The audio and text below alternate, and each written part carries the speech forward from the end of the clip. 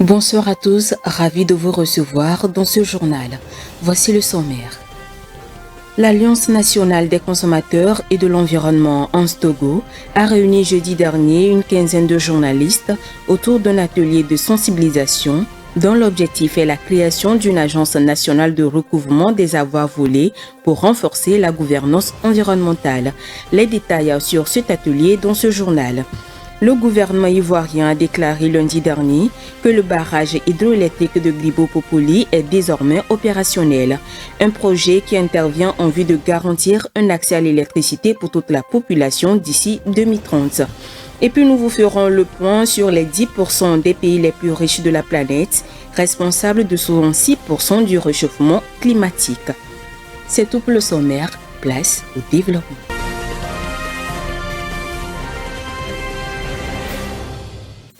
Un atelier de sensibilisation s'est tenu le 8 mai dernier à Lomé dans le cadre du renforcement de la lutte contre la corruption et la protection de l'environnement.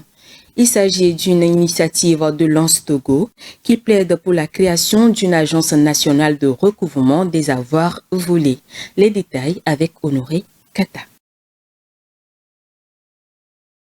Dans la mise en place d'une gouvernance tournée vers la transparence et la responsabilité, l'Alliance nationale des consommateurs et de l'environnement Togo a réuni jeudi 8 mai 2025 à Lomé une quinzaine de journalistes lors d'un atelier de sensibilisation. L'objectif de cette rencontre était de mobiliser les médias pour soutenir la création d'une agence nationale de recouvrement des avoirs volés, une structure jugée cruciale par l'ANSSI pour renforcer la lutte contre le blanchiment d'argent, mais aussi pour protéger les ressources naturelles, souvent menacées par des pratiques illégales couvertes par la corruption. Ce lien entre corruption économique et destruction environnementale reste peu documenté, bien qu'il soit flagrant. Orpaillage clandestin, coupe illégale de bois, permis opaques dans les zones protégées, autant d'activités qui contribuent à l'effondrement écologique tout en enrichissant des ressources criminelles. Pour l'ANSSI, la création d'une agence de recouvrement permettrait non seulement de confisquer les biens acquis illicitement, mais aussi de réinjecter ces ressources dans des projets durables. Pour le président de l'ANSSI Togo, Fabrice Ebé, il estime que 50 milliards de francs CFA s'évaporent chaque année en Afrique dans des circuits parallèles, une manne qui pourrait financer des initiatives de reboisement, d'assainissement ou de résilience climatique. L'ANSSI Togo plaide donc pour l'adoption d'une loi ambitieuse, créant une telle agence dotée de véritables moyens d'enquête, de coopération internationale et de gestion des avoirs saisis. Si des modèles existent ailleurs sur le continent, notamment au Sénégal ou au Nigeria, le Togo accuse encore un retard à la matière. En formant les journalistes au mécanisme du blanchiment et du recouvrement, l'ANSSI espère susciter une nouvelle génération d'enquêteurs capables de relier les crimes économiques à leurs conséquences écologiques.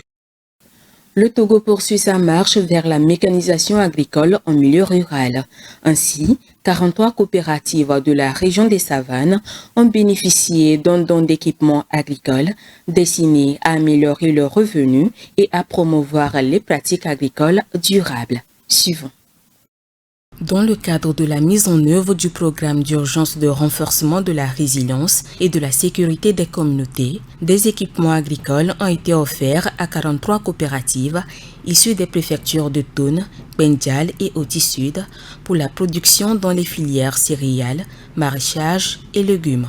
Financé par le programme des Nations Unies pour le développement PNUD à hauteur de 348 millions de francs CFA, ces équipements sont acquis à travers le projet d'appui à la promotion de l'entrepreneuriat et du secteur privé pour la création d'emplois durables. Ces équipements composés de 2 tracteurs, 8 motoculteurs, 5 tricycles, 80 semoirs, 57 pulvérisateurs, 35 motopompes, 100 bâches et 100 sacs permettront d'accroître l'efficacité des opérations agricoles, de stimuler l'innovation et de promouvoir des pratiques durables.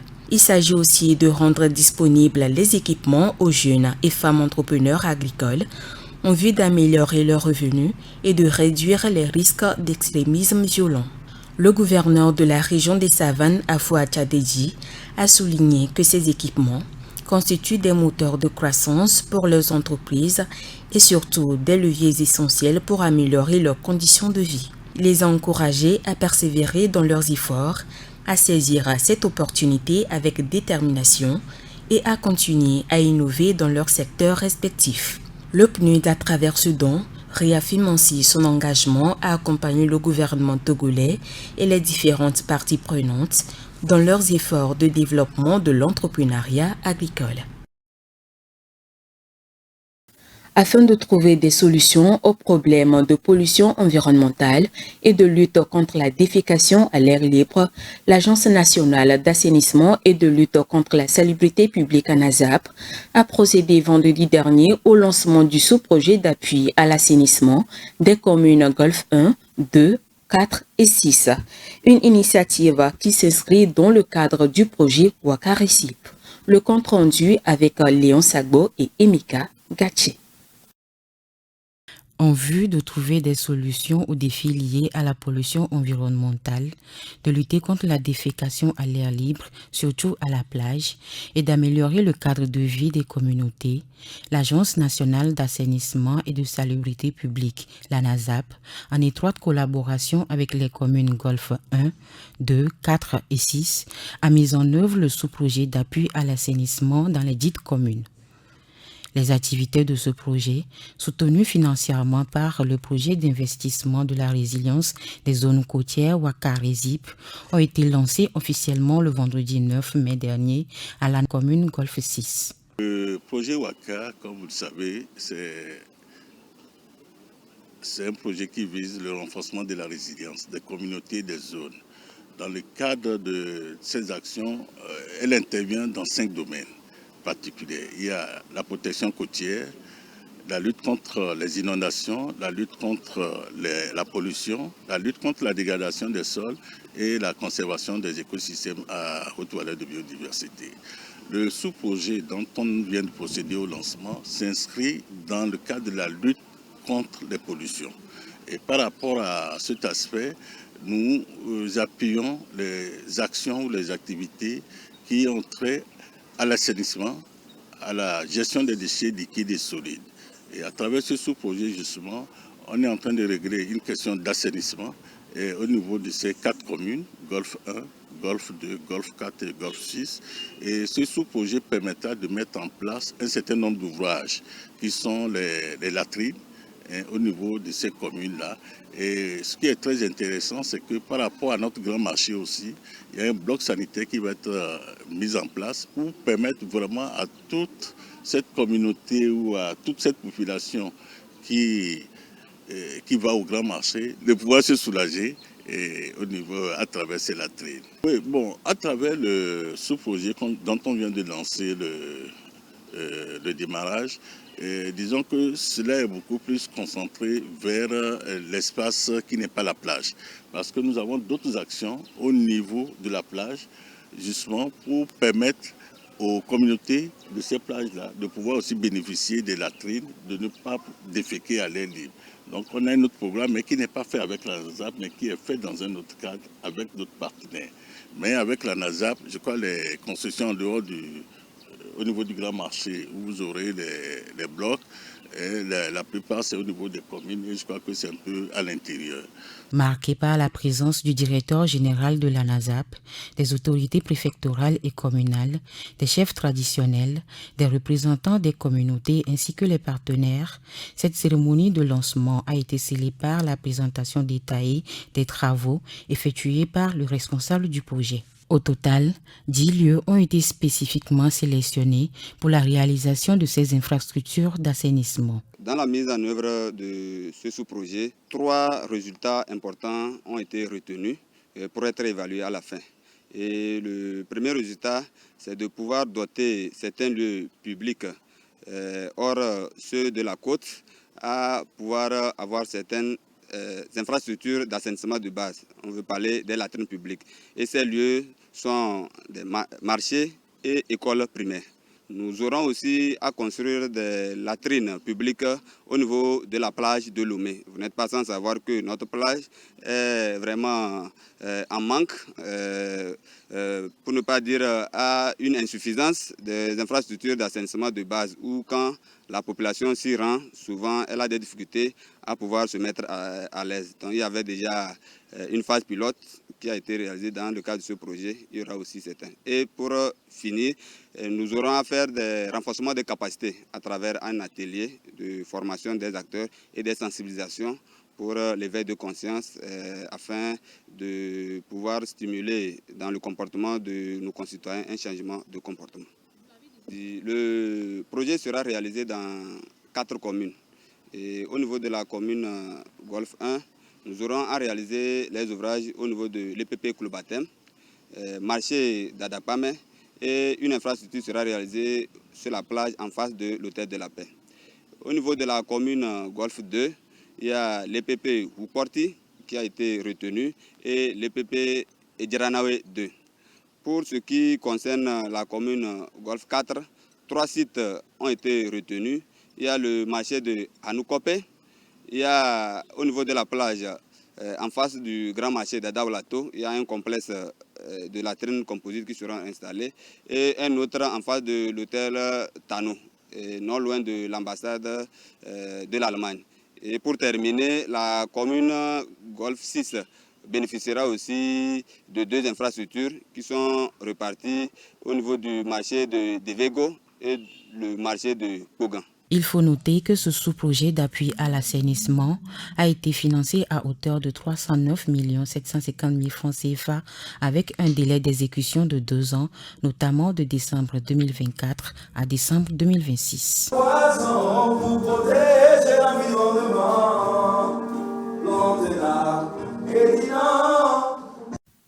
En vue de garantir un accès à l'électricité pour tous d'ici 2030, le gouvernement ivoirien a déclaré lundi dernier que le barrage hydroélectrique de Gribo-Popoli, situé dans la région sud-ouest du pays, est désormais opérationnel. Doté d'une capacité de 112 MW, ce barrage a pour objectif d'optimiser la fourniture d'électricité dans la zone sud-ouest du pays. Plus de détails dans ce élément.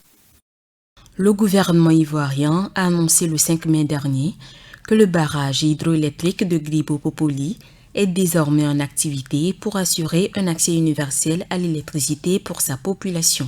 Doté d'une capacité de 112 MW, ce barrage hydroélectrique vise à améliorer l'approvisionnement en électricité dans la région sud-ouest du pays.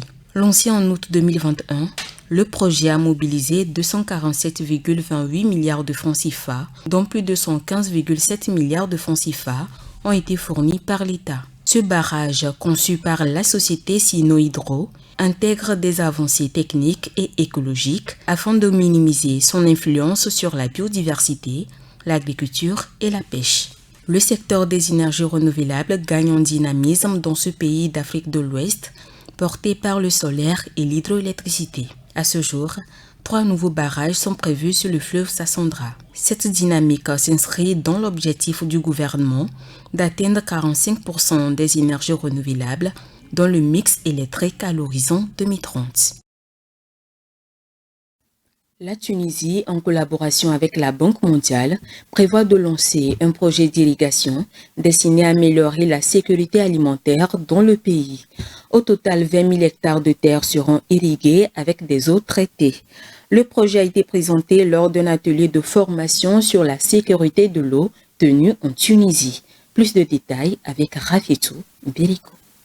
Dans un contexte du stress hydrique, le ministère tunisien de l'Agriculture, des Ressources hydrauliques et de la Pêche, avec le soutien de la Banque mondiale, envisage un programme d'irrigation pour garantir la sécurité alimentaire du pays.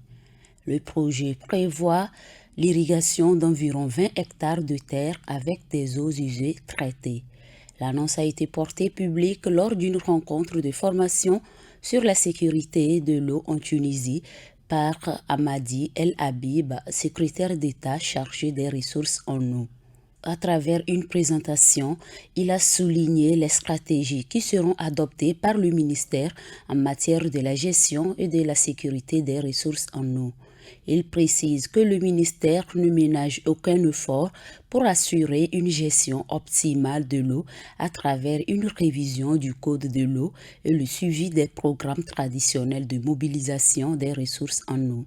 Les plans d'action du ministère, selon le secrétaire d'État, comprennent la priorisation de l'eau potable, l'élaboration d'un plan de communication national et régional, la mise en œuvre de plans d'action avec d'autres ministères, la consommation d'eau et la création d'une cellule de continuité 24 heures sur 24 au sein du ministère de la Société nationale d'exploitation et de distribution des eaux. En outre, un autre programme de coopération avec la partie italienne permettra d'irriguer 11 500 hectares de terres domaniales en coordination avec le ministère de l'Environnement, a-t-il notifié.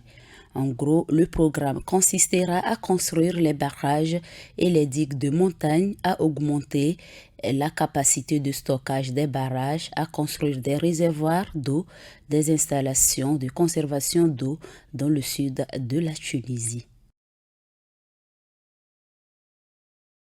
Ils sont peu nombreux mais consomment beaucoup. Il s'agit des 10% des plus riches de la planète. Une récente étude publiée dans la revue Nature Climate Change démontre que cette minorité ultra fortunée est responsable de 66% du réchauffement climatique depuis plus de 3 décennies. Vivace Amana. Depuis 1990, les 2 tiers du réchauffement climatique seraient causés par les 10% des plus riches de la planète.